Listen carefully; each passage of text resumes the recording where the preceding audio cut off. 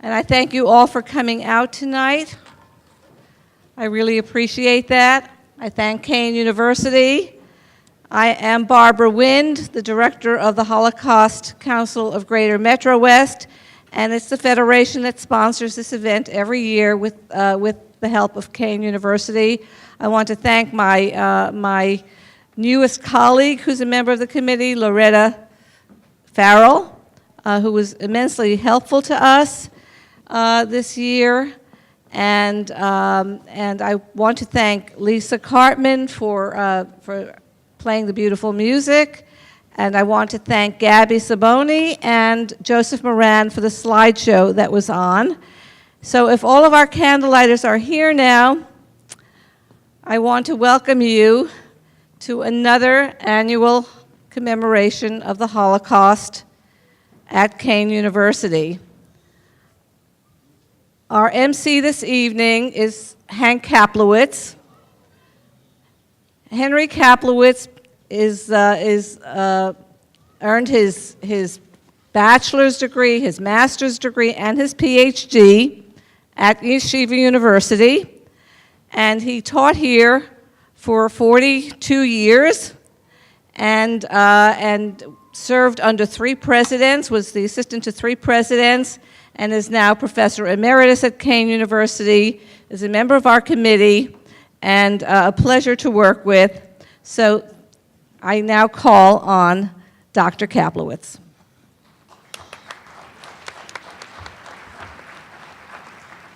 Thank you, Barbara. Welcome to the annual Holocaust commemoration, sponsored by the Holocaust Council of the Jewish Federation of Greater Metro West and the Holocaust Resource Center of Kean University. The theme of this year's program is Jewish resistance. Many people who are unaware of the Holocaust history mistakenly believe that the 6 million Jewish victims of the Nazis and their local collaborators passively went to their death like sheep going to their slaughter. Nothing could be farther from the truth. There were many instances and forms of resistance. Even attempting to maintain a dignified community under the privations of the ghetto can be seen as a form of resistance. But more dramatically, however, we have many examples of active resistance. To mention just a few, the blowing up of Crematorium 4 at Auschwitz-Birkenau on October 7, 1943 by Jewish prisoners is an example. They received gunpowder that was smuggled in small amounts by women prisoners who worked in munitions factories within the Auschwitz complex. Although they all lost their lives as a function of this revolt, they stopped the slaughter of a number of victims of the crematoria for at least a short while. Last year, I visited the killing fields of Latvia, Lithuania, and Belarus. In Novogradak, I saw the courthouse complex and barracks where about 300 Jews were interred. They were all that remained from a Jewish population of 6,000 plus, another 24,000 from neighboring towns who were brought to the Novogradak ghetto by the Nazis and then murdered. The remaining Jews were skilled craftsmen and some of their family members who were kept alive as slave laborers. Realizing that they too would eventually be killed, they started to dig a tunnel, an escape tunnel. Every night under the floor of their barracks they would start digging. The tunnel shaft was 4.5 feet down and ran for 225 yards, 375 feet, past the barbed wire ghetto fence. The tunnel was only wide enough for one person, but one night, 250 people crawled through and ran to the forest. Of these, 170 managed to survive. Among them were members of this community, Ray Kushner and Sonia Ashman, whose oral history interviews were first videotaped at the Holocaust Resource Center at Kean University under the direction of Rabbi Dr. Joseph Preil, Zichrono Livracha, blessed memory. They were ultimately saved by joining the Bielsky Brothers Brigade. We will learn much more about the Bielsky Brothers Brigade from our keynote speaker tonight, Robert Bielsky. Perhaps the most famous act of Jewish resistance was the Warsaw Ghetto Uprising. This year is its 75th anniversary. Although the UN and the European Union commemorate the Holocaust on January 27th, the day that the Auschwitz-Birkenau death camp was liberated by the Russian army, in Israel as well as in the United States, we use the date near Passover when the Warsaw Ghetto Uprising started to started, to acknowledge that act of heroic resistance. In fact, in Israel, the day is now referred to as Yom Hashoah v'Hagavura, Holocaust and Heroism Day. The Warsaw Ghetto Uprising lasted from April 19th to May 15th, 1943. May 16th, pardon me, 1943. A period of time longer than the armies of such nations as France and Belgium were able to resist the Nazi invasion. While the outcome of the uprising was predestined based on how outnumbered the Jewish fighters were and how better equipped the Nazi forces were, this act of resistance inspired partisan groups throughout Europe, including the later Warsaw Uprising against the Germans by the Polish Home Army in the summer of 1944. The news about the Warsaw Ghetto Uprising even served as the inspiration for Hirsch Glick, who, while interned in the Vilna Ghetto, composed the partisan song Zog nicht keinmal aus der Geist den letzten Weg. We will hear later tonight that song. Since the Shoah, it has been sung around the globe as the Holocaust survivors' anthem. It was also adopted by non-Jews as a protest song, the most famous being Paul Robeson, who sang it as an encore in Yiddish at his concert in Moscow in 1949. It was broadcast live across the entire USSR. So even poetry, music, and art can be viewed as acts of resistance. I would now invite you to rise for the national anthems that will be sung by the JEC Choir, led by Mrs. Chana Solomon, and the Elmora Public School 12 Choir, led by Dr. Anna Kroc. These two music educators have done a remarkable job in preparing their talented students for tonight's programs.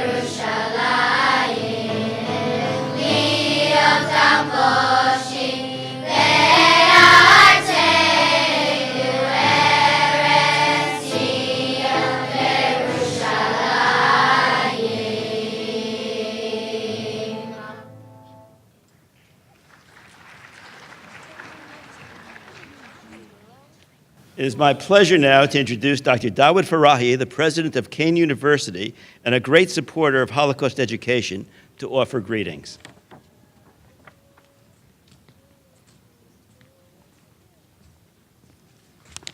Good evening, and Welcome to Kean University. We are always honored and pleased to see you here and to put this program together with the Council and the Federation and our Human Rights and Holocaust Resource Center in the Jewish Studies program here at Kean. I don't want to take too much of your time because you have a great speaker.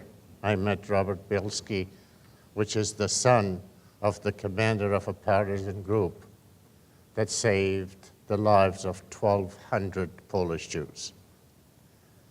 But what I want to say to you, a few things. One of which is, if you have ever an opportunity to go to Israel, make sure you go to Yad Vashem. There is no way that you can understand the inhumanity that was committed by the Nazis to murder 6 million Jews without seeing that, unless you have family members that are survivors of the Holocaust.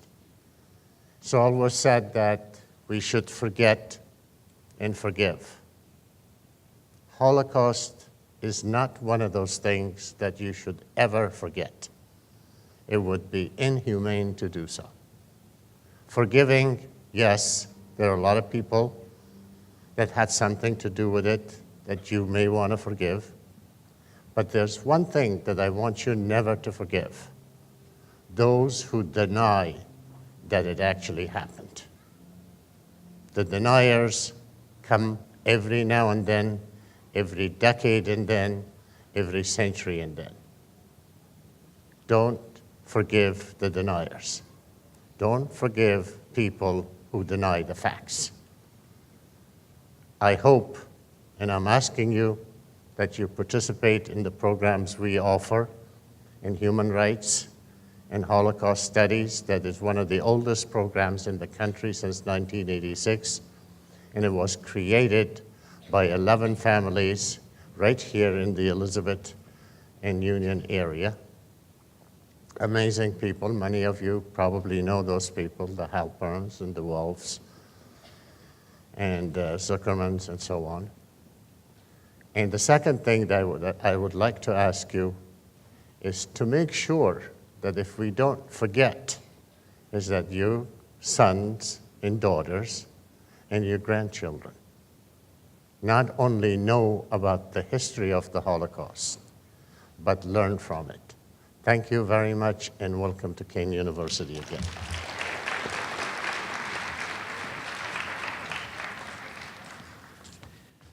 Thank you, Dr. Farahi. Another host of tonight's program is the Jewish Federation of Greater Metro West, and representing it will be Mr. Robert Lichtman, Chief Jewish Learning Officer of the United Jewish Communities of Greater Metro West. He is here to offer his greetings.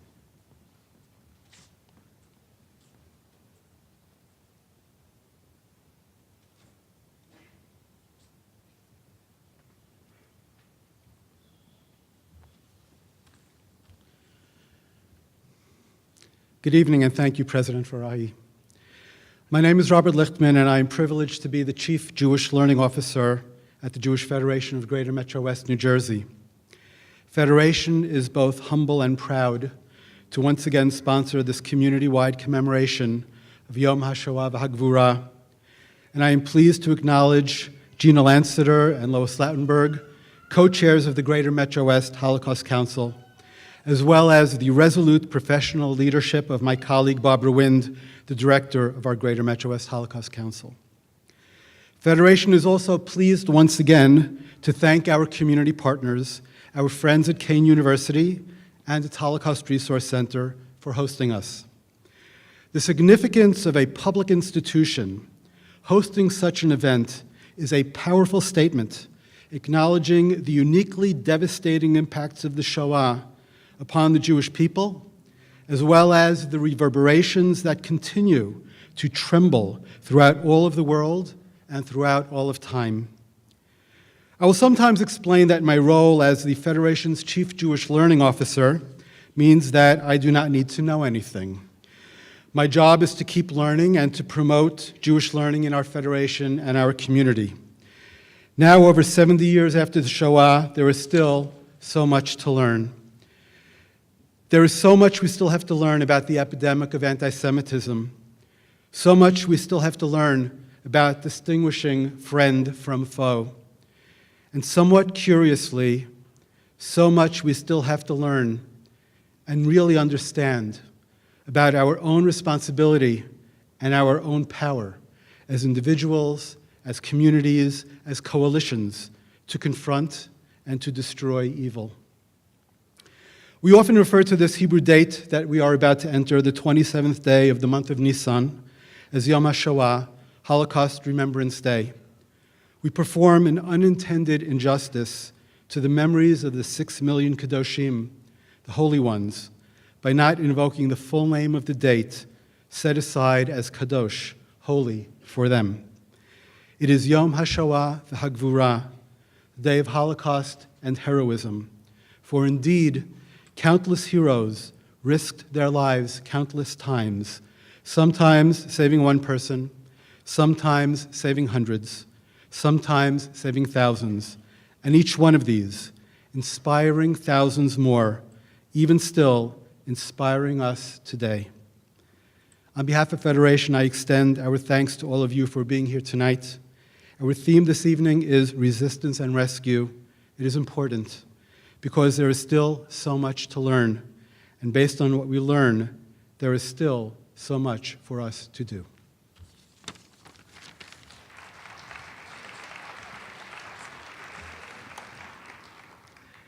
There's another great sponsor of Holocaust education in our audience tonight.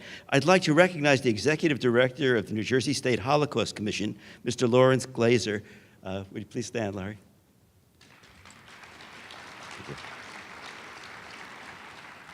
Now, our wonderful choirs from the JEC and Public School 12, who've been so patiently standing, are going to presume with a musical interlude, again under the direction of Mrs. Solomon and Dr. Kroik. They are going to start off with 2 Yiddish songs that you can find in your program. Oh, pardon me, my mistake. They're going to start off with a song entitled 6 Million, and we have with us tonight in the audience the composer of the song, Mr. Hank Fellows. Will Mr. Fellows stand up, please, and be acknowledged?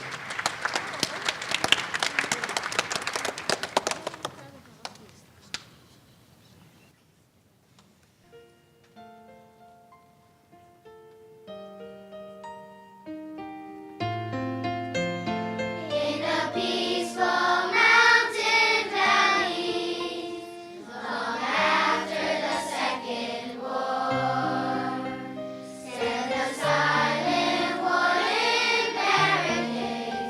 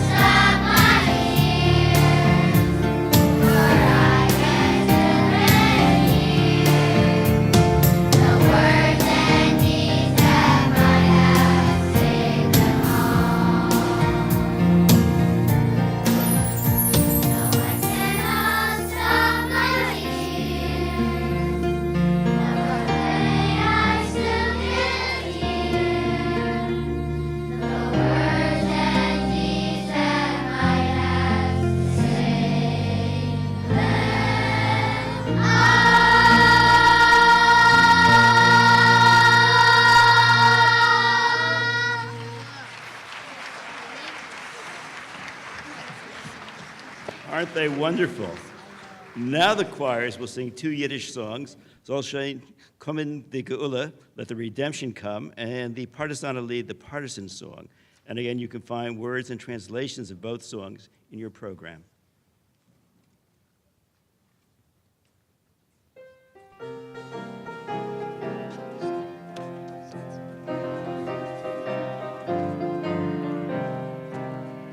Never say this is the final road for you.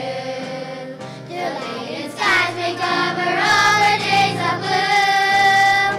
As the hour that we long for is so near, the earth shall underneath our tread that we are here. As the hour that we long for is so near, the earth shall underneath our tread that we are here. From lands of palm trees to the lands of all white snow, we are coming with our pain and with our hope. And where is burn our blood did drop, our carrying us down from the spot. And where is burn our blood did drop, our carrying us down from the spot. The morning sun will radiate the day, and the enemy of past will fade away. Soon the dawn delay or sunrise wait too long, then let our future generations sing this song. Should the dawn delay or sunrise wait too long, then let our future generations sing this song. This song was written with our blood and not with lead. This is no song of dreamers flying overhead. For the people and their crumbling walls to stand, they stood and sang this song with rifles held in hand. For the people and their crumbling walls to stand, they stood and sang this song with rifles held in hand. Never say this is the final road for you. The leading skies may cover over days of blue. As the hour that we long for is so near, the earth shall underneath our tread that we are here. As the hour that we long for is so near, the earth shall underneath our tread that we are here.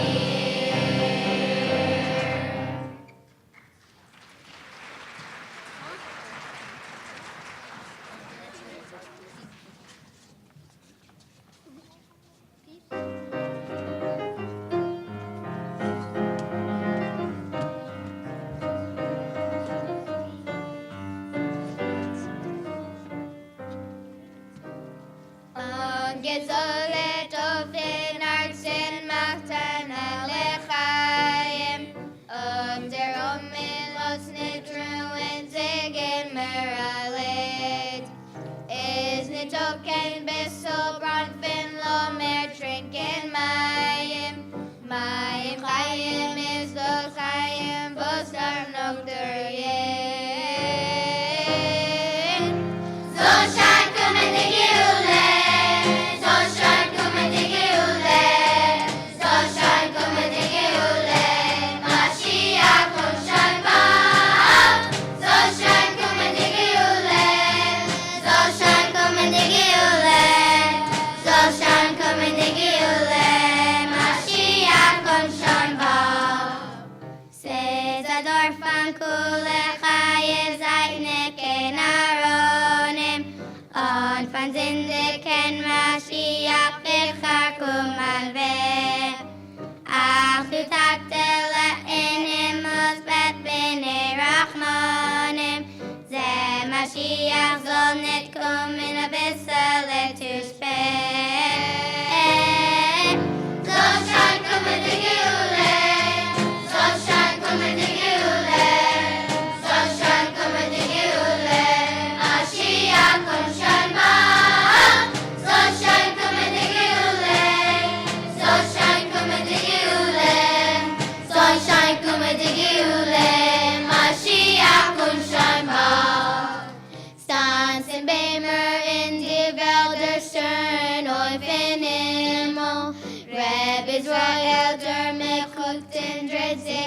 Vater mit.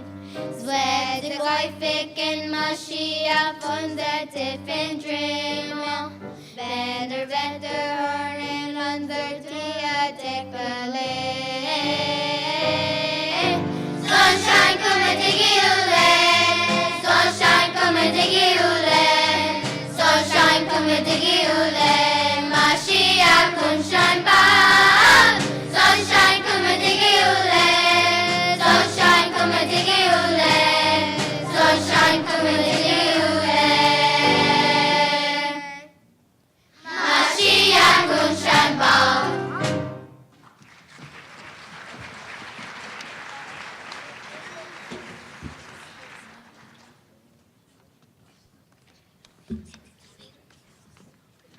And I want to thank these wonderful choirs from the JEC at Public School 12 in Elizabeth, and their fantastic teachers, their music educators, Dr. Kroik and Mrs. Solomon. And if the teachers would please come forward, we have a little gift for them.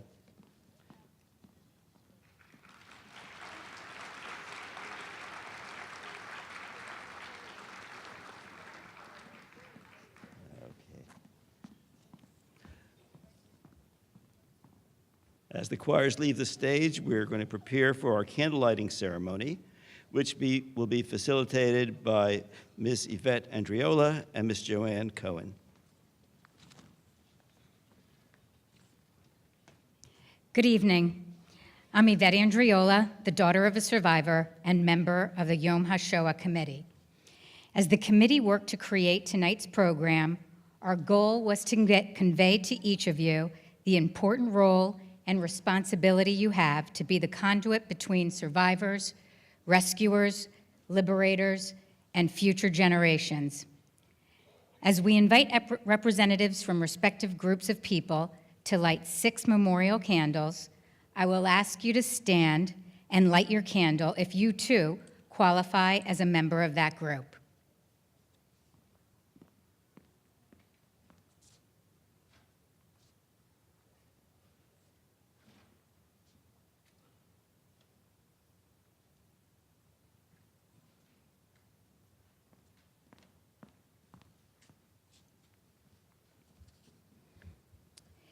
Ann Monka, Nessa Ben Escher, and Nathan Kasdan are invited to light the first candle as our designated survivors.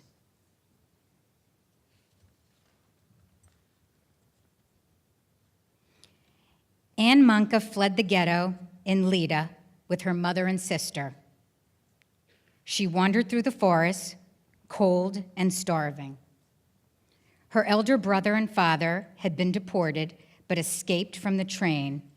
Miraculously, the family was reunited and joined the Bielsky brigade. Anne, still a child, would dance and sing every evening to entertain and encourage the adults in the family camp. Nessa Ben Asher was born in Warsaw and incarcerated in the Warsaw Ghetto.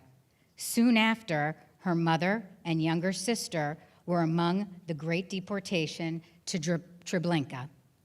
Despondent, she left the ghetto, expecting to be shot. While she was free, she realized that life in Warsaw was relatively normal.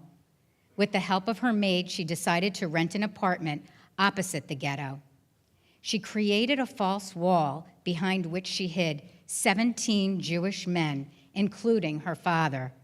She also took part in finding sanctuary for their families and smuggled Jewish babies from the ghetto to be handed to Catholic nuns waiting to receive them.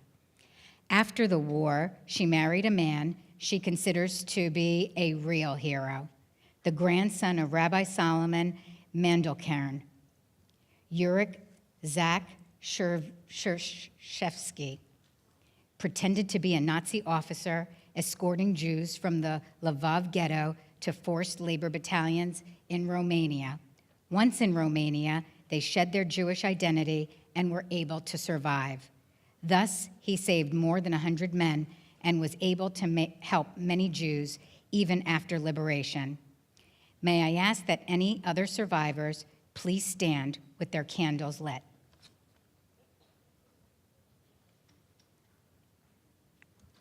I also want to acknowledge Ruth Ravina, who was unable to be here this evening. Her mother, Paula, had a fierce determination to resist the Nazis. She and her brother owned the only electrical appliance store in the Lake region outside Warsaw. Rather than comply and hand in all radios to the Germans, she risked her life to secretly remove and burn them. Ruth was only 5 when she was removed from the ghetto by 3 Jewish teenagers. They had been warned by a young German guard that the ghetto would be liquidated, but he would try to help them escape. They brought her to the farmhouse in which her father's apprentice lived. She remained there for about a month until the Nazis came searching for hidden Jews. After that, she was brought to her mother, who was incarcerated in a slave labor camp, along with her 12-year-old cousin Sarah. For the next 2 years, her mother would risk her own life to save her child and Sarah. And I also want to acknowledge Nathan Kasdan, who was a young boy when the Nazis invaded his village in Lithuania. He ran and moved from place to place, finding refuge with various peasants, some who were kind, others who just sought a slave. Terrorized, starved, and lonely, he survived on his own until he was reunited with his father, who was fighting with a group of partisans. If there are any other survivors, again, we invite you to stand and light your candle.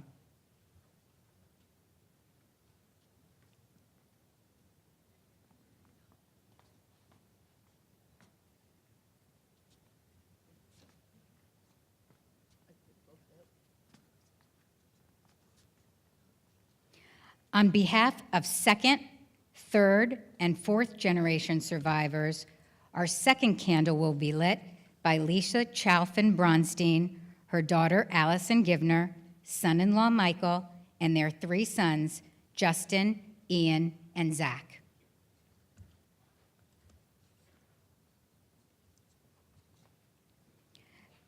Greta Grunfeld and Philip Chalfin survived the Holocaust in Brody, Poland, and a nearby village, hidden by righteous Poles. Greta was the sole survivor of her family. Her mother died while in hiding, and her father was killed shortly before liberation. Phil lost his entire family other than 1 brother and a niece who survived in the Soviet Union. After liberation, Phil and Greta married and eventually made their way to the Fehrenwald displaced persons camp in Germany with their baby daughter, Lisa. They immigrated to the United States in 1949 and settled in New York, where they had 2 more children, Henry and Sonia.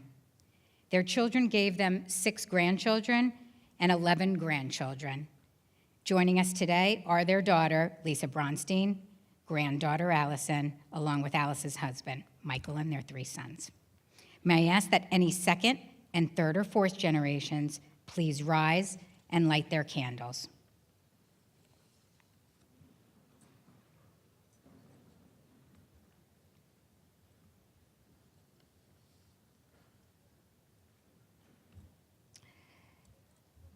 Bolek Kulczyski is invited to light our 3rd candle on behalf of his parents of blessed memory, Katarzyna and Franciszek Kulczyski, who were righteous rescuers.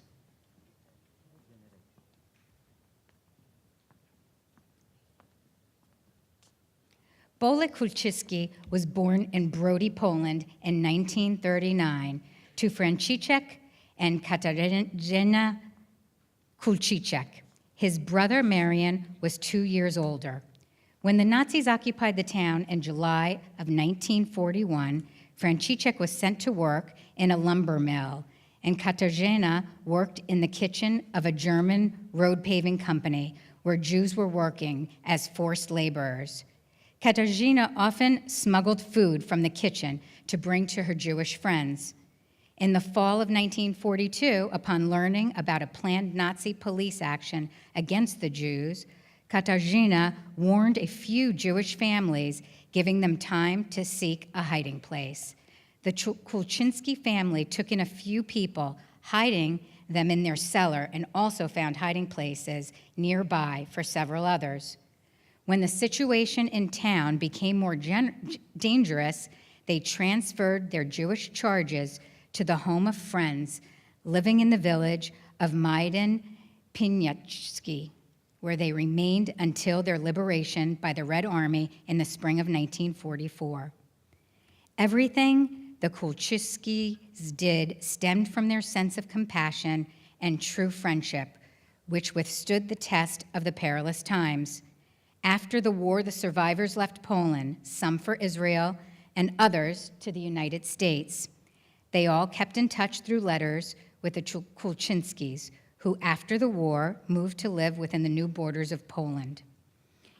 On July 10, 1994, Yad Vashem recognized Franciszek Kulczynski and his wife Katarzyna Kulczynska as righteous among the nations for saving the lives of 13 Jews, including Greta Grunfeld and Philip Chalfin. If there are other rescuers present or family members of a rescuer, please stand and light your candle. On behalf of World War II veterans, POWs, and liberators, I invite Bill Goldfisher, Raymond Schwartz, and Bob Max to light our candle number 4.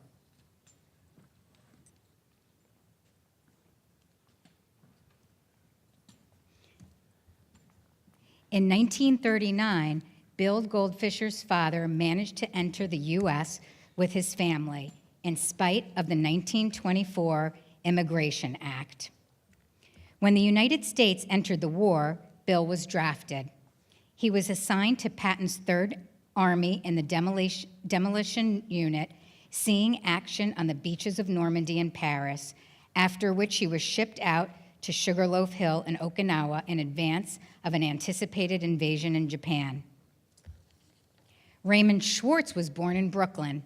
He was drafted and fought in the Pacific Theater, including Okinawa and Iwo Jima, as a first lieutenant in the United States Army Intelligence. After the war, he earned his BA and MBA from New York University. He became a professor of business management at Montclair State University and a senior partner of a consulting firm. Bob Max enlisted in the Army while attending university. He fought in the European theater, earning a Purple Heart with oak clusters for his bravery. Captured after a fierce battle, he was sent to a slave labor battalion instead of a POW camp.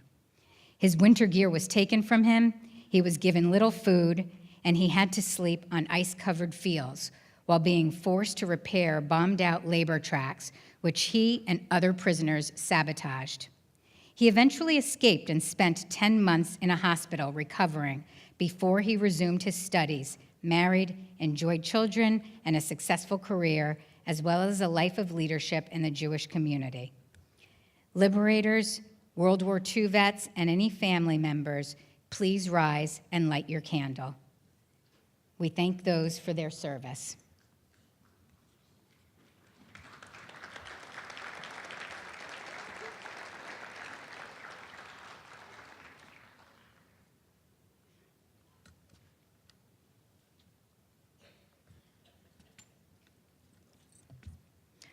On behalf of all Holocaust educators, Chatham Middle School teachers Lisa Calamari and Dr. Carly Nasser, who was unable to be here tonight, is invited to light tonight's 5th candle.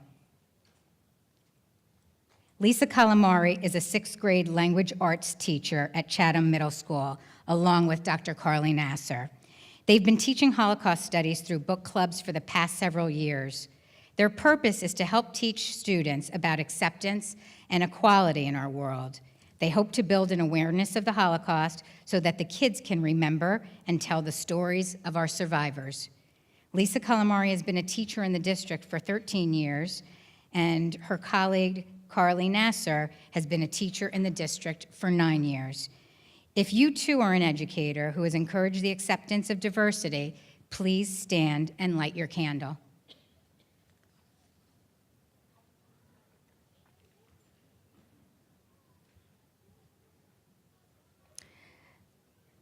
Marcy Lazar is invited to light our sixth and final candle of hope. Marcy Lazar was deeply committed to the Jewish Federation of Central Jersey and continued her leadership after it became part of the Jewish Federation of Greater Metro West. She included the annual Yom Hashoah Memorial in her list of Federation responsibilities and served as chairperson for the committee for 10 years. Though Marcy has no family or personal connection to a loss from the Shoah, she is passionate about the need for Holocaust education.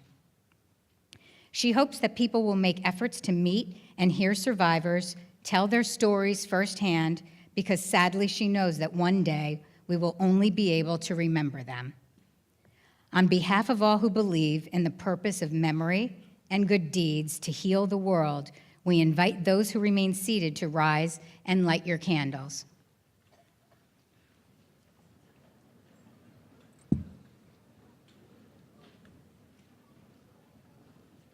When you depart, we hope that you will reflect upon this moment of memory and promise as we move forward, recognizing the personal imperative to remember, record, and respond to any injustice now and in the future.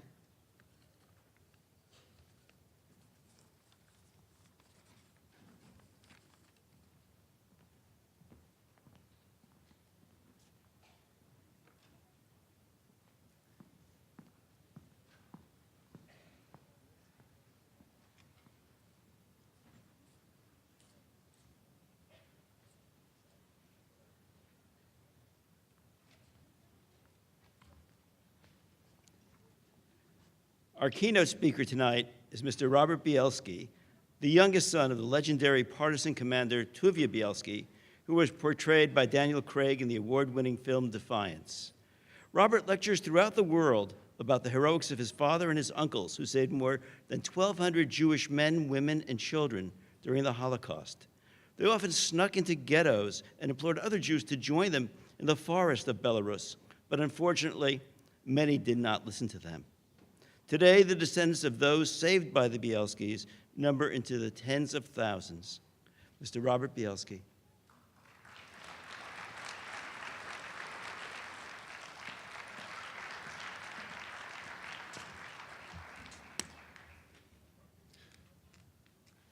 Good evening.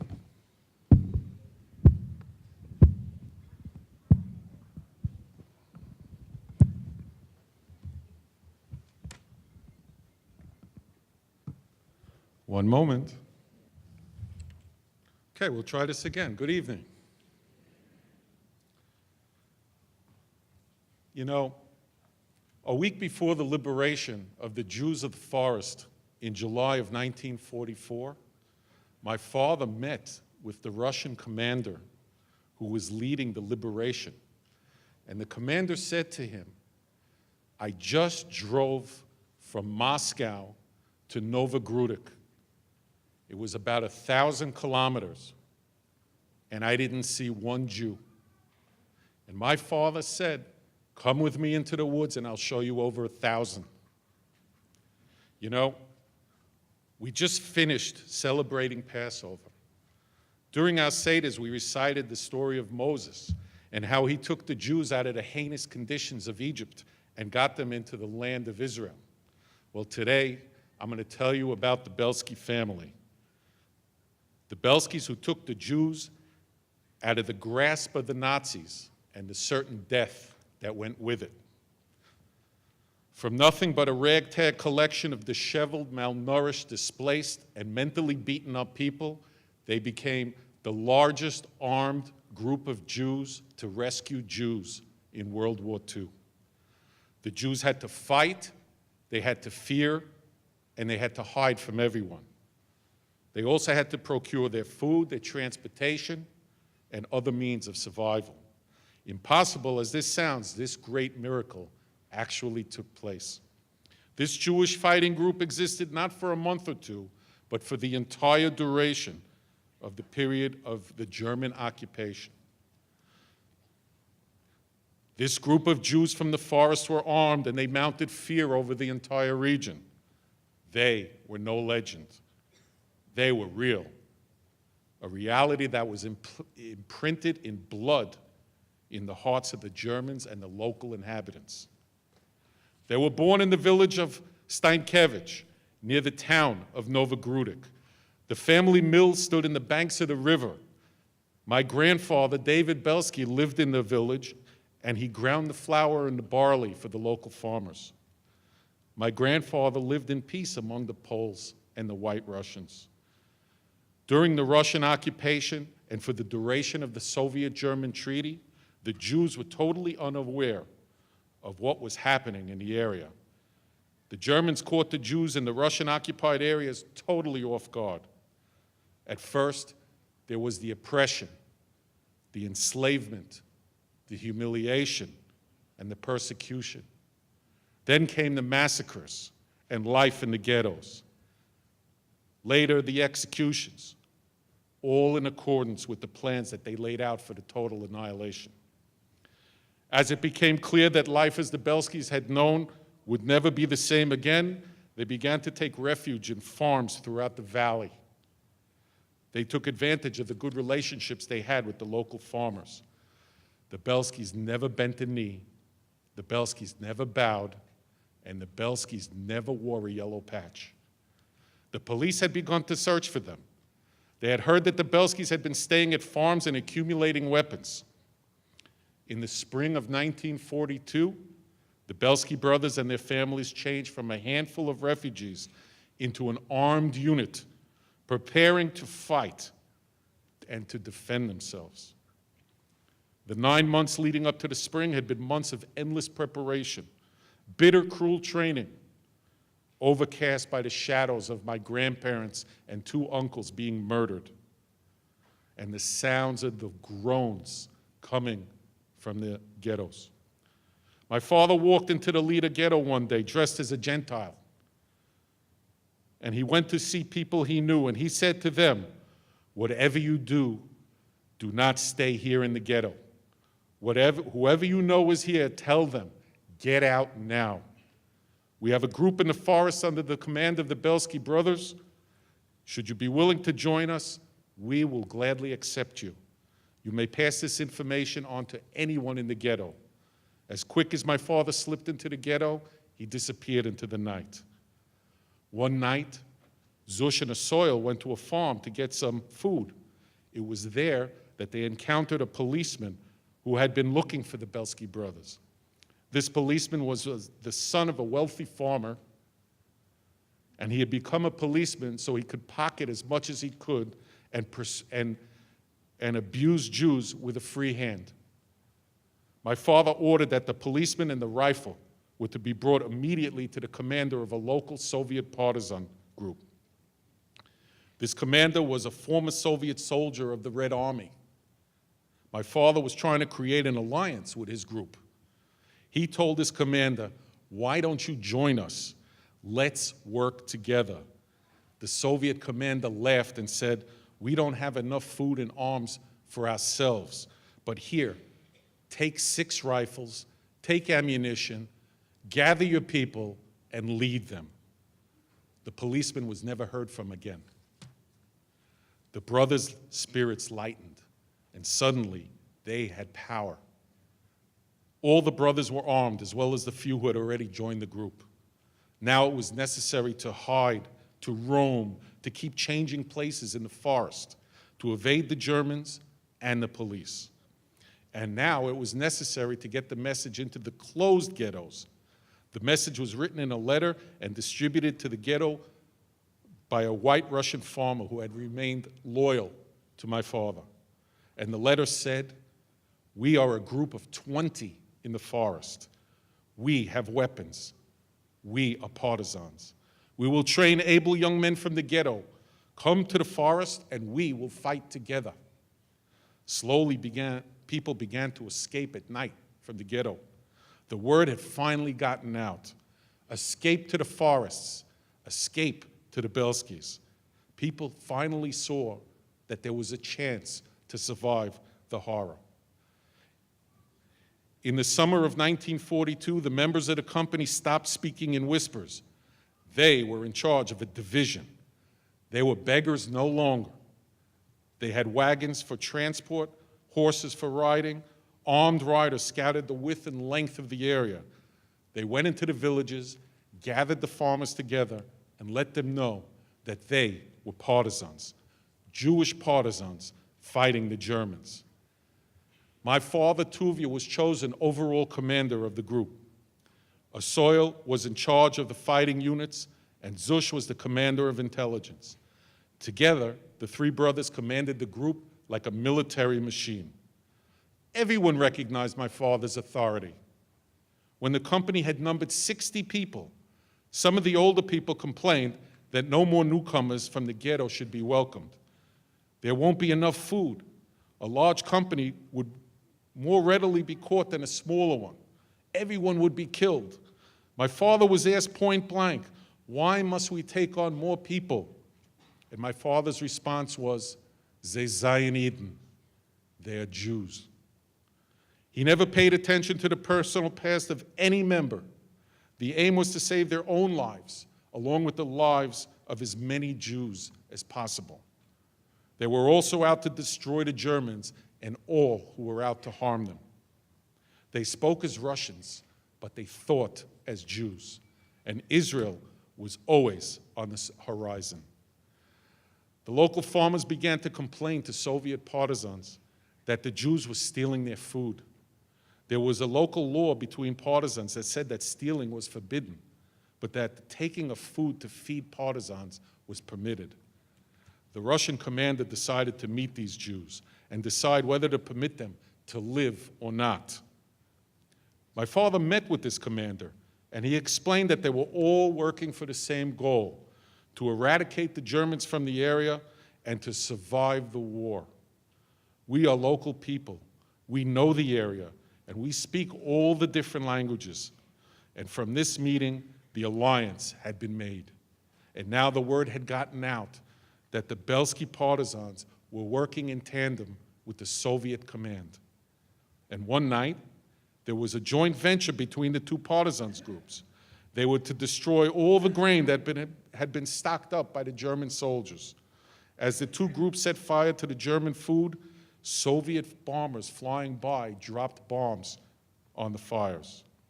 And now the farmers looked upon the partisans with the greatest respect and fear, and so did the Germans. By setting the fire in the German grain, the Bielsky group was on the war map. Their fame was spreading far and wide. One day, while the Russian commander had visited the Bielsky group in the forest, he told my father that there was a group of armed Jews who do nothing during the day and steal at night. The farmers in the area had become angry and have complained, and they have not handed them over to the Germans yet because they were afraid of Jewish partisan reprisals. They wanted to know whether the Soviet partisans would protect them. If yes, they would get rid of them. The Soviet commander believed that these Jewish partisans should join the Bielskys. If not, he would liquidate them. My father realized that a group of Jews were in grave danger. If they could be absorbed into the group, they would strengthen the fighting power. If not, he told his brothers that their lives would be on their conscience. A large group from the Bielsky Brigade, armed with machine guns and rifles, made their way through the snow and the bitter cold. At dawn, they reached the house where this group of Jews were being harbored. Guards were posted around the house. The owner of the house welcomed the group with food. Upon questioning, he acted ignorant. He swore that he did not harbor any Jews. My father explained to him that he didn't come to kill them. In fact, he was a Jew himself and the commander of a group of Jewish partisans. All he intended was to take them away should they want to come. The man didn't budge, so my father put a gun to his head and said, "Take me to the Jews." The man led my father and his men to the barn and pointed over to a corner where they could see a wooden door covering a hole in the ground. My father shouted in Yiddish, "Come to me, I am Bielsky." When they heard the name, 25 armed Jews came out of that hole in the ground. My father told them, "We have a large company in the woods of several hundred people. Come and join us. Take your wives, your children, and all of your belongings. Come to the camp and you will be free in the forest. There is no fear and there is no ghetto. If you stay here, all of you will be lost. The Russian partisans want to liquidate you, and they will. We live by law and discipline, and you will be like us. If you refuse, we will take your arms and leave you for the Russian partisans. And just like that, there was 25 more fighters in the Bielsky group. Before they returned to the camp, this group of Jews informed my father that there was a farmer down the road who was turning in Jews, and he had arms. They immediately went to the farmer's house. When the farmer opened the door, he was asked if there was any strangers in the house. He said, no. Did you ever help any Jews? He said, no. Well, how many Jews have you killed? The farmer answered, I don't kill them. It's not worth getting my hands dirty. I turn them over to the police, and they put an end to them. Well, how many Jews have you caught so far? Probably around 50. My father couldn't contain himself anymore. He told the farmer, we are Jews. Then the partisans destroyed the house with everything and everyone inside. A sign was hung up in the front that said in Russian, this family was annihilated because it cooperated with the Germans and it pursued Jews. In the woods, they had a hospital manned round the clock by doctors and nurses. They had dentists. They built warehouses where the food was stored. There were carpenters, shoemakers, watchmakers, blacksmiths, butchers, tailors, a stable, a soap factory, a bakery, a gun workshop, a flour mill, a barber shop, a bathhouse, a jail, a school, and a synagogue. There were deaths by natural causes, there were marriages, there were births, there were celebrations, there was a theater group, there was holiday worshiping. As the group grew bigger in size and their experience led to better organization, they had a real sense of community. It was a shtetl. They called that shtetl Yerushalayim. The camp was spread out in sections over 10 kilometers in the woods. Each section had between 100 to 200 people living in huts. My father believed should one part of the camp be attacked and overcome, the other parts would remain. And sure enough, one day that attack did come. The police had entered the forest looking for the group. They surrounded the camp, attacking with shots and hand grenades. They destroyed huts, took food, horses, and cows. As all this was going on, the rest of the camp picked up and moved 15 kilometers away. The camp was up to 600 people. They spent the night moving in the bitter cold, and in the morning they chose a new site for the camp, and the camp was again rebuilt in sections spread out over a wide region. During Passover in 1944, they made matzah for everyone. They had a seder for the children, and they asked the traditional questions. But instead of discussing the departure from Egypt, they discussed their departures from the ghettos. In July of 1944, the order from Russia had come. The Germans had been driven back, and the order was that the Bielsky group was to disband and that all the survivors were to go to Novogrudok and Lida and return to their homes.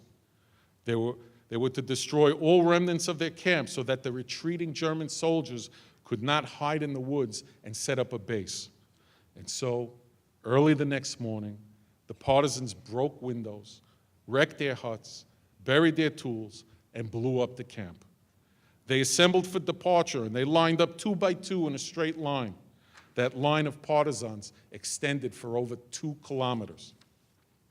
They marched in military order with the armed units leading the way. They entered Novogrudok, and they saw the extent of the damage. The Jewish community no longer existed, and they didn't have any homes.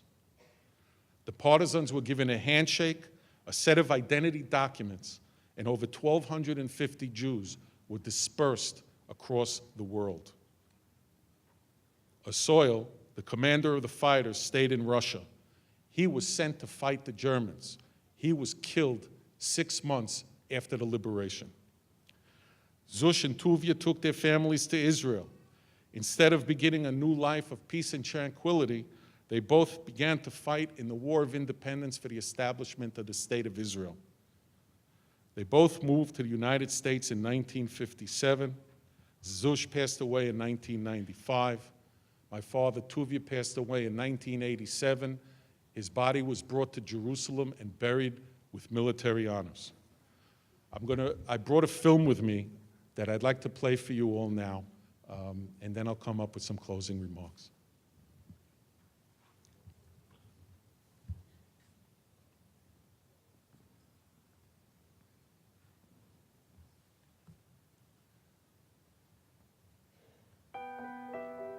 Tuvia was proud to be a Jew. Tuvia knew that killing 1 or 10 or 30 or 40 or 100 Germans was, in the scope of things, meaningless. But to save 1 Jew was an affront to the Germans. It was more meaningful, whether they were an old lady or an old man or a young child. It had more meaning to rescue than to kill.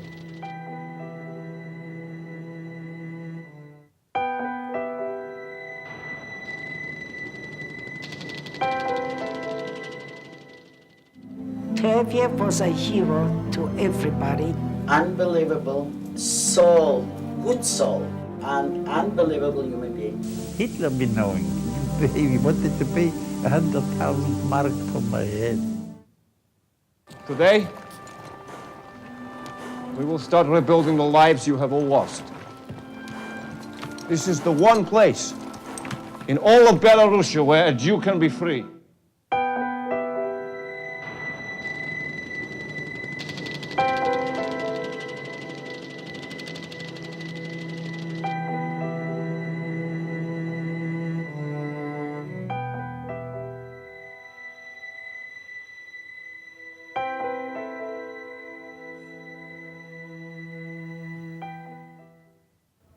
Forest is nature. The forest was life. It gave us shelter, gave us hope. It was our home for a long, long time. It was our friend. You would never survive without a forest. זה הבית שלי, זה הקול שלי, אני אוהבת את היער, שאני רואה את התמונות של היער, אני רועדת. ואת היער, אני אוהבת את הצבע. אני אהבתי את היער בכל עונות השנה. נשמה של איזה משורר שישב שמה ויכתוב. דאבוני אני לא, אבל אני חיית את זה ואני אוהבת את זה. You come out from the ghetto, you come out from the Germans. Our life didn't mean anything. We were like animals. And all of a sudden, we go in the woods, it's freedom. I came in, I couldn't believe it. Jewish people dancing and happy. If you asked me when was my best day in my life, I would have told you the day I came to Bielsky.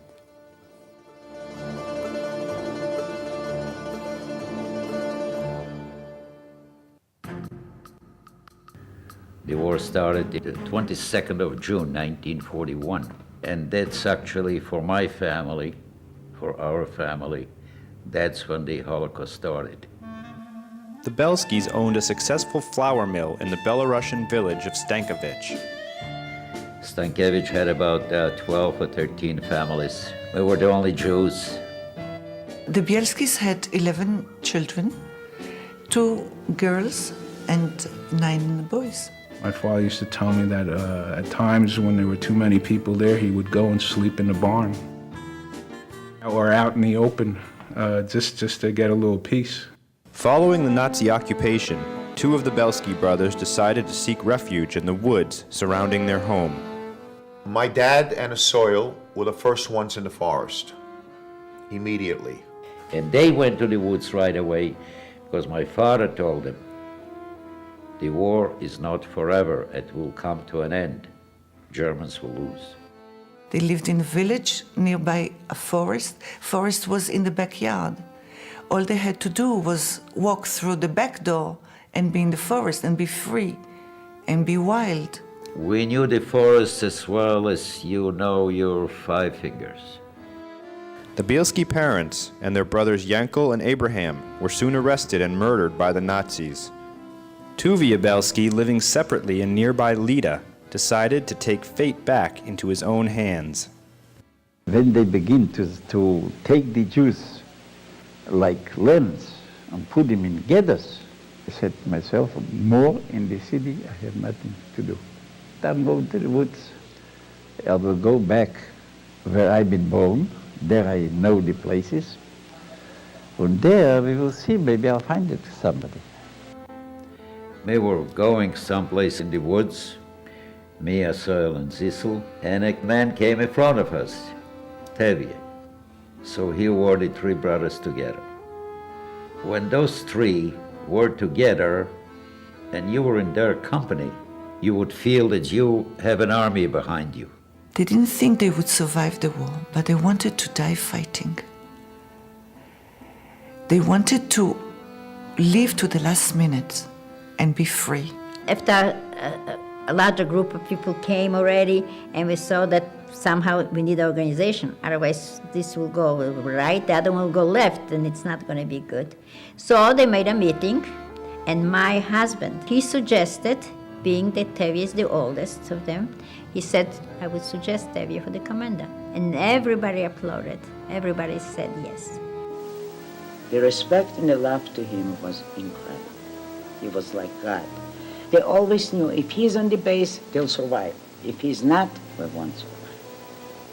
That's how people believed in him, like in God. And Tuvia said one thing: no matter old or young, sick or healthy, babies or whatever, everybody should come. In ghetto, we knew that there is a Tevye Bielsky, that he wants young, old, sick, children.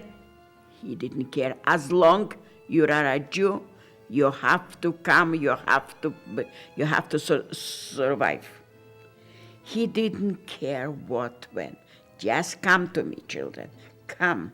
If he was here sitting by me today, he would say, number one, that the main purpose of the group was to rescue. That idea came from him and no one else. He said, if there will be one piece of bread, I'll share with anybody that will come. And everybody should come and they will find a place here. Soon, the Bielsky Brigade began sneaking letters and messengers into the Lida and Novogrudok ghettos, pleading with Jews to join them in the forest. And every letter was the same thing. I don't promise you nothing, but I know that you'll be free and you won't be behind iron bars. Every day, every week rather, would come a group of them, a group of people. And in no time, it was about 100. Tevye was a hero to everybody. It was a dream. It was like a fantasy to come to be there. Perez Shorshati joined the Bielskys in 1943. More than 50 years later, he began painting his memories of the forest. For all survivors, arrival at the Bielsky camp was a joyous occasion. I couldn't believe it. I could see bunkers where people live. I seen a big pig hanging from a tree. We were happy we are there. Still, the war was still raging. We still had no guarantee that we will survive. But we had a chance to fight back. We had a chance to come to a place where you're welcome and with a purpose. And the main point is knowing that you're not in the ghetto. You're not by the Germans. You're in Bielsky Satrad. You've been amongst partisans. When I saw Tevye, I didn't care. I was happy. I know that we will live, that we will survive, that everything will be good. Because kind of we were protected by, I don't know what it was, only just looking at him. Just only looking at him. He looked heroic, very handsome, tall man, carried himself like a leader. He was our king. When he was walking in the woods, everything was shivering. the trees. Asoil Bielsky was appointed second in command. Zeus was put in charge of gathering intelligence. Asoil was a very kind man, very nice man, always with a smile on his face. Asoel was the soul of the camp. I think he was the strongest in the family. He used to lead many of the fighters to blow a train, to fight, to put an ambush for a German vehicle, to blow a bridge. I mean, they were parties, they were fighters. And he was, he led some of the very major fighting they had done. Zeus was a little bit different from Asoil and a little bit different from Tevye. He was more like a playboy, you would call, in those days. He liked to have a drink and he liked to have a good time. And that was Zeus. My dad rode a big black horse. He had bullets from here to here with a machine gun and a gun in his holster. He had his job to do and he did it. He did it well. Free from the Nazis, the Bielsky group now faced a new enemy, the harsh Belarusian winter. It was very hard, and it was winter. It was so cold, but we were young.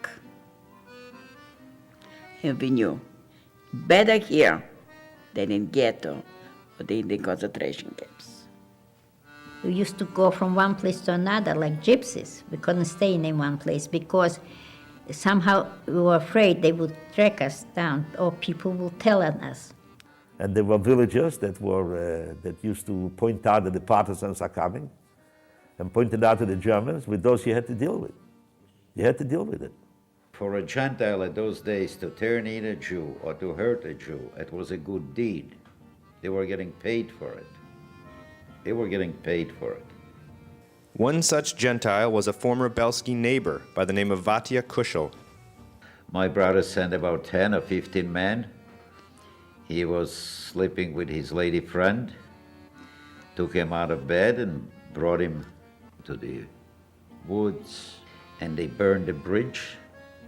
I remember like yesterday, a fellow with the name Gulkov, Benny Gulkov. He put him on the ground and he cut his head off with an axe.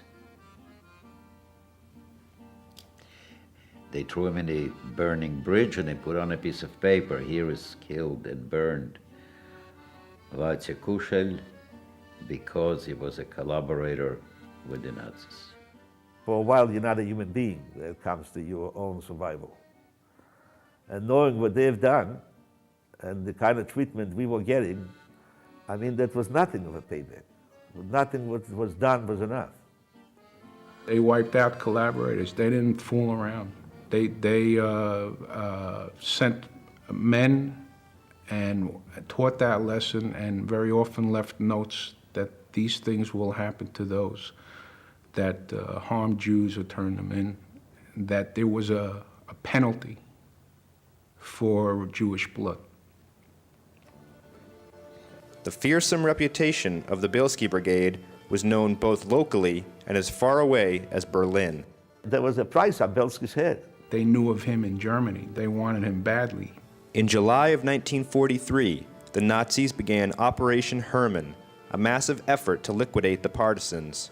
The Bielsky group, now numbering more than 700, was forced to flee deeper into the woods and trek through a treacherous swamp. Imagine at night being tired with the swamp up to your chest, children on your shoulders, and tying yourself to a tree so that you can get some sleep and not drown. And meanwhile, not far away, there was a German position, and they just never stopped shooting. They didn't even see, they just shot. And the bullets, how they flying over your head from the cannons, like birds. We heard the German talking. We heard them talking, but we went to that canal, to that water through here. Miraculously, nobody in the Bielsky group was killed. When the Germans finally left, the Bielsky partisans journeyed to the Nalaboki Pusha, and construction began on a permanent base. When we were in the Naliboki forests. We built a city that among ourselves we called Jerusalem in the forest. And by the time we came to the Pushcha, you thought for a moment that my God, that was paradise. It was a city, a village in the virgin woods. They lived in zimlankas, in bunkers. They loved it. It was beautiful. They used to decorate it. My mother told me. They used to decorate it with leaves, fresh leaves, green leaves. Inside there was a little stove always burning. And we had bunk beds made of small trees, and sometimes we had straw to lay on the straw, sometimes we lay right on the wood. And you walk inside and there were 20 people on one row and 20 people on the other row. And we were 40 people in a zimlanke. And when we went to sleep, that was if you got up, you had to go to the bathroom outside. You lost your space. You had to wake everybody up, move over. You took away my spot. Even more impressive than the living quarters were the camp's elaborate workshops. Shoemaker, a dressmaker, a jacket maker, fixing rifles, fixing anything. Come in the evening, they'll put on a show for you. Bielsky decided he will make a sausage factory where sausages were made. So we used to go and just smell it. Just to smell the food and how delicious it was. And we used to be satisfied with the smell.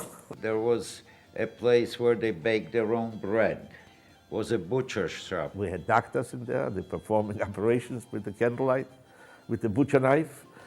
You know what? They were very handy people there, don't forget. And they were doing all those things because there was, during the day, I mean, there was no fighting or no, we don't have to go do any.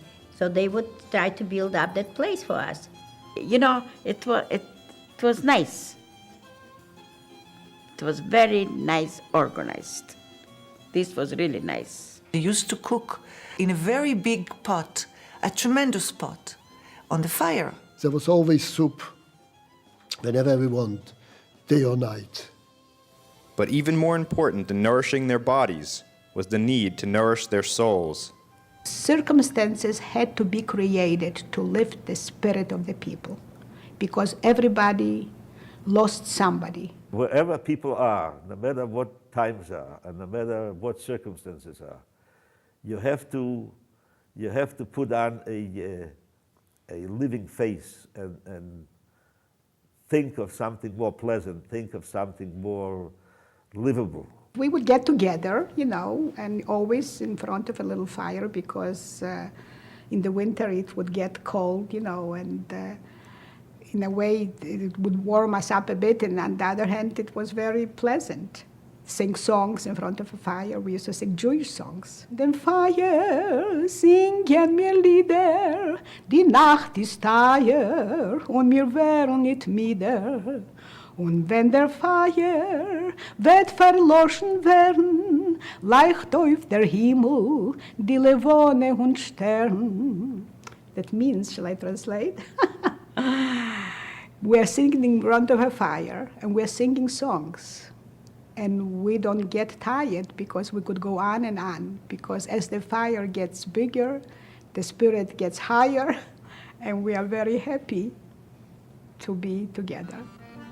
But their time together would soon come to an end. In July of 1944, the Germans were defeated, and Bielsky's group was liberated from the forest.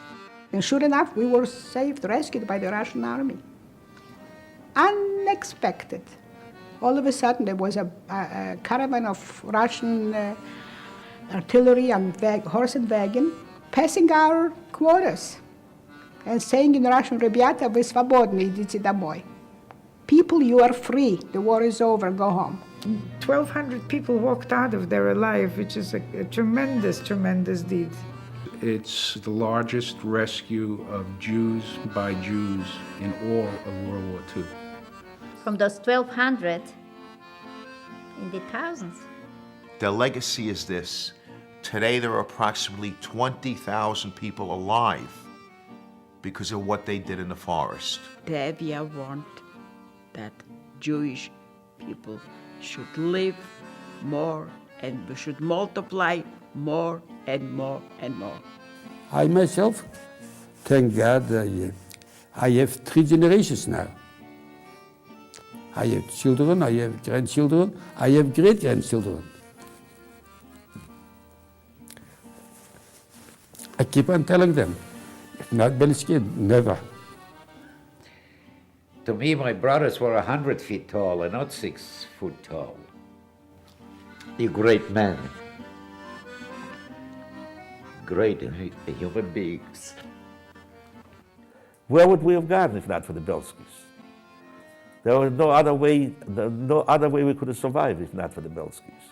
Shortly after leaving the woods, Asoil Bielsky was drafted into the Red Army. In February of 1945, he was killed in battle. That's it. I don't think there's a grave. I don't think there's probably a mass grave someplace of soldiers, Russian soldiers. This is all we know. We have a medal that we got from Russia, from the Russian government at one time. That's about it. And I have me and my children, who some people say look like my father, look like a Bielsky, which is very happy to me. Zeus Bielsky emigrated to Israel before moving to Brooklyn, New York. He died in 1995 at the age of 83. I saw 2 people, my mother and my father, who were just trying to live life as happy as they could after all this sadness they went through. And they tried to party, to live, to work. And only late at night you could see the sadness of the death that they faced. Only at night.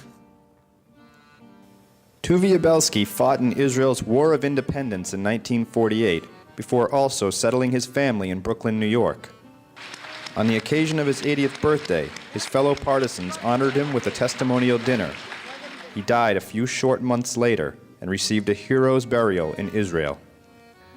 I just have very early memories of people always coming to the house, always these big gatherings, always these bar mitzvahs, these weddings, these parties at my parents' house. And there were always visitors. They all had these strange names, you know, that were hard to pronounce, and they all talked with an accent. And they would come over to me and said, you know, say the most incredible things to me. And I had no point of reference. They would say, your father saved my life. You know, what does that mean to a 7-year-old? I didn't know what they were talking about. Your father is a great man. Your father did this. Your father did that. One day, they all said the same thing to me. One day you'll understand. Well, today I understand. Tuvia Bielsky should be remembered as a man of God. God brought him to this world.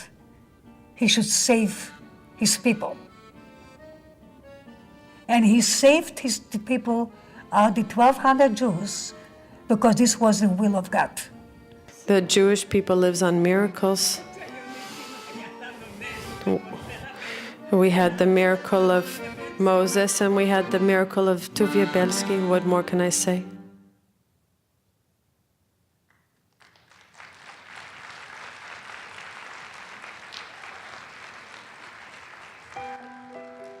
Tuvia was proud to be a Jew.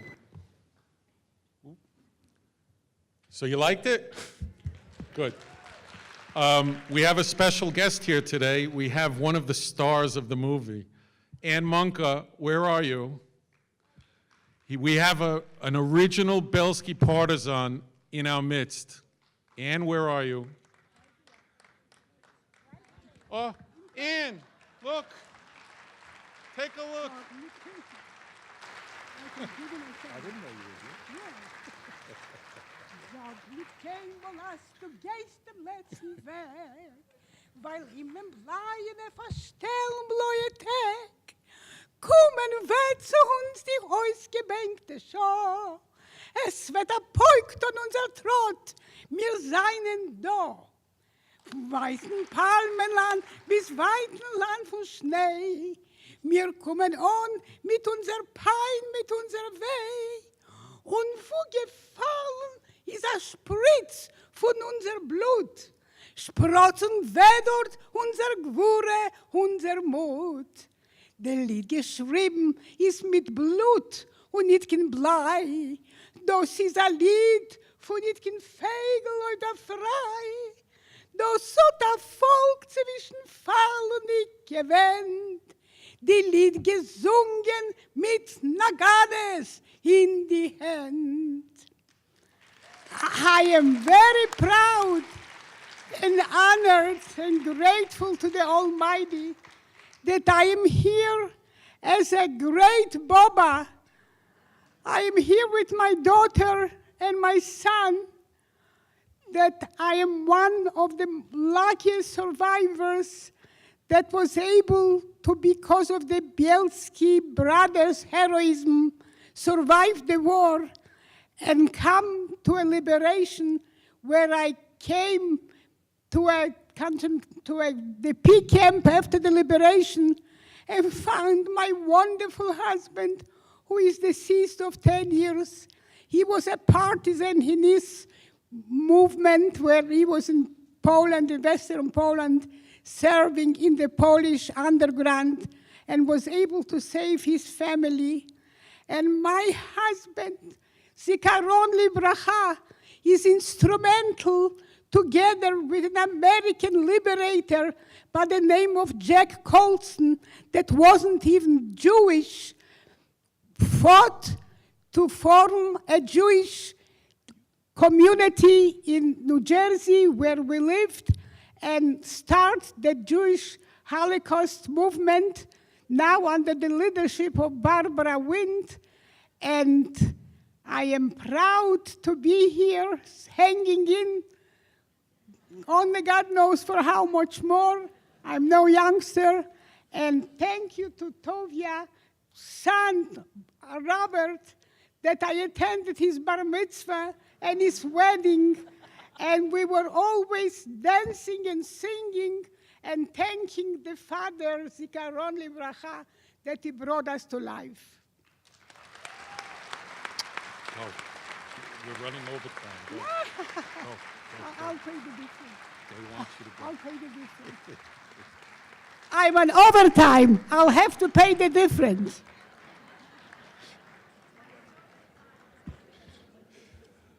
Well, how can you top that? I want to thank everybody. I just want you to know, I want to recognize that there are other Bielsky partisan descendants here tonight. My father had a sister, his sister Estelle.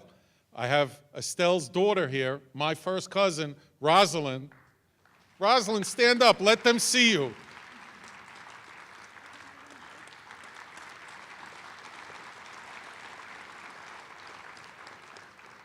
We had a rich uncle in America who brought the Bielsky brothers to America. And we have his granddaughter here today, Ricky Bielsky. Where are you, Ricky? There she is. I don't want to take any more time, so I'm going to thank you very much for listening to our story, and I'll see you again.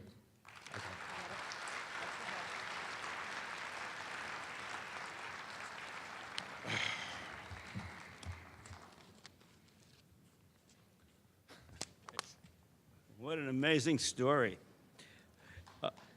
As we do every year in our program, we're going to have a recitation of the 23rd Psalm both in Hebrew and in English. I'd like to call upon Sam Goldstein, a student of West Essex High School in North Caldwell and a member of Irish Teen Tzedakah, to read the English, and Yishai Mandel, a junior at JEC High School for Boys, a grandson of survivors, to do the Hebrew.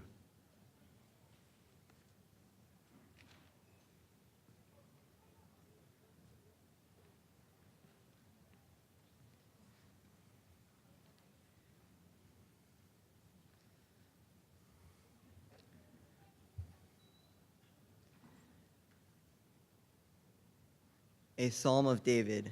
The Lord is my shepherd, I shall not want. He maketh me to lie down in green pastures. He leadeth me beside the still waters. He restoreth my soul. He guideth me in straight paths for his name's sake. Yeah, though I walk through the valley of the shadow of death, I will fear no evil, for thou art with me. Thy rod and thy staff, they comfort me. Thou preparest a table before me in the presence of mine enemies.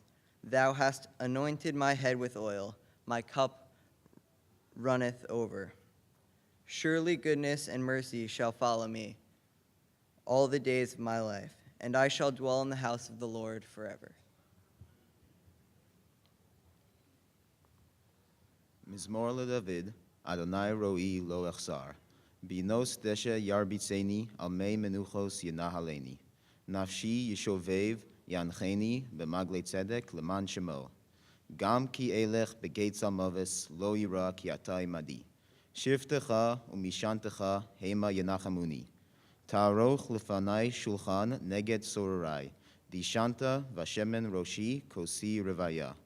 Ach tov v'chesed yirdefuni kol yemei chayai. V'shafti beveis Adonai liorech yamim.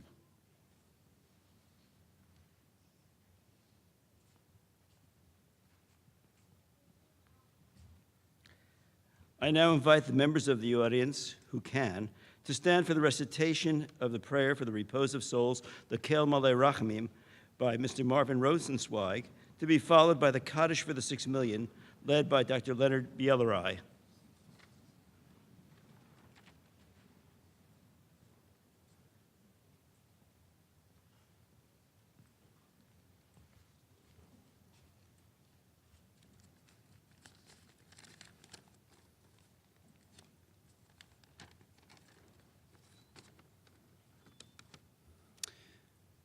אנחנו מקבלים על עצמנו לזכור לנצח את נשמות החסידים והישורים והתמימים שהומסו ושנהרגו ושנשחטו ושנשרפו ושנטבעו ושנחנקו על קידוש השם בימי השואה, על ידי הצוררים יימח שמם וזכרם. ונושאים עינינו לאבינו שבשמיים, שנזכה לראות בקיום הפסוק, יוודע בגויים לעינינו נקמת דם עבדיך השפוך. ועושה שלום במרומיו, יעשה שלום עלינו ועל כל ישראל, ונאמר אמן.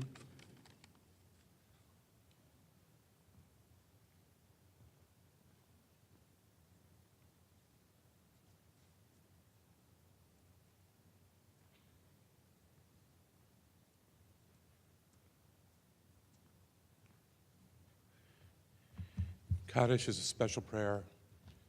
It is said for those who have perished deep in our hearts. For those who have perished in Auschwitz, Lodz, Ponar, Bat Yar, Babi Yar, Madnek, Birkenau, Kovno, Janowska, Theresienstadt, Buchenwald, Treblinka, Vilna, Bergen-Belsen, Mauthausen, Dachau, Minsk, Warsaw, and like my grandparents, were shot by the Einsatzgruppen C with a bullet into their heads. Each one of us has a parent or someone, grandparent, or a lost one. Think of them as we say Kaddish. Yiskadal v'yiskadash shemei rabo v'yomod dibra kurusei v'yamlich machusei v'chayechon v'yomechon u'chayeh l'chol beis Yisrael ba'agalo v'zman korit v'nu amen. Yehei shmei rabo mevrach oilam amei amayo yisparach v'yishtabach v'yispa'ar v'yisramam v'yisnasei v'yisadar v'yisalei v'yisalo shmei d'grusha brichu le'ilo min kol brichasa v'shirasa tushbachasa v'nechmasa damriam yama v'yimru amen. Yehei shlomo rabba min shemaya v'chaim oleinu v'al kol Yisrael v'yimru amen. O se shalom b'mramav u'yaseh shalom oleinu v'al kol Yisrael v'yimru amen. Please be seated. Stay up here for the Springfield Men's Choir. I'm not going to announce names. We just saw it. Right. All right, the Springfield Men's Choir, many of whom are children of survivors, will perform the partisan hymn accompanied on the piano by Mr. Anthony Hildenbrand.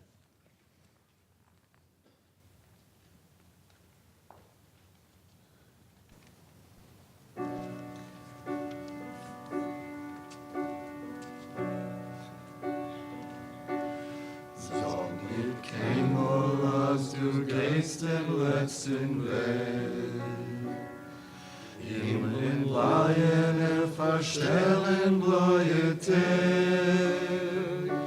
kommen wird nach unser ausgebänkte Show. Es wird abbeugt und unser Trott, wir sind in Do. Kommen wird nach unser ausgebänkte Show. Es wird abbeugt und unser Trott, wir sind in Do. Von grünen Almenland bis Land von weißem Schnee. Wir kommen on mit unser Bein, mit unser Weh. Und wo gefallen ist ein Spritz von unser Blut. Sprotzen weg dort unser Gwure, unser Mut. Und wo gefallen ist ein Spritz von unser Blut. Sprotzen weg dort unser Gwure, unser Mut. Es wird die Morgensonne begilden uns dem Heind. Und der Nächte wird verschwinden mit dem Feind. Darauf versammeln wird die Sonne und der Kajor. Wie ein Parol so geht das Lied von Dor zu Dor. Darauf versammeln wird die Sonne und der Kajor. Wie ein Parol so geht das Lied von Dor zu Dor. Das nicht geschrieben ist mit Blut und nicht mit Blei. Es ist nicht kein Lied, auf einer Folge läuft frei. Das hat der Volk zwischen fallen dicke Welt. Das Lied gesungen mit Naganes in der Hand. Das hat der Volk zwischen fallen dicke Welt. Das Lied gesungen mit Naganes in der Hand. Sag nicht keinmal, als du gehst den letzten Weg. In dem Laien verstellen neue Tag. Kommen wird nach unser ausgebänkte Show. Es wird abbeugt und unser Trott, wir sind da. Kommen wird nach unser ausgebänkte Show. Es wird abbeugt und unser Trott, wir sind da.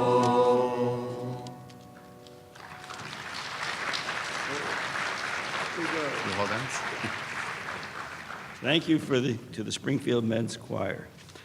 In closing tonight's program, I'd like to thank the members of the Holocaust Commemoration Committee, and in particular, our hardworking chairperson, Barbara Wind, for putting together tonight's program.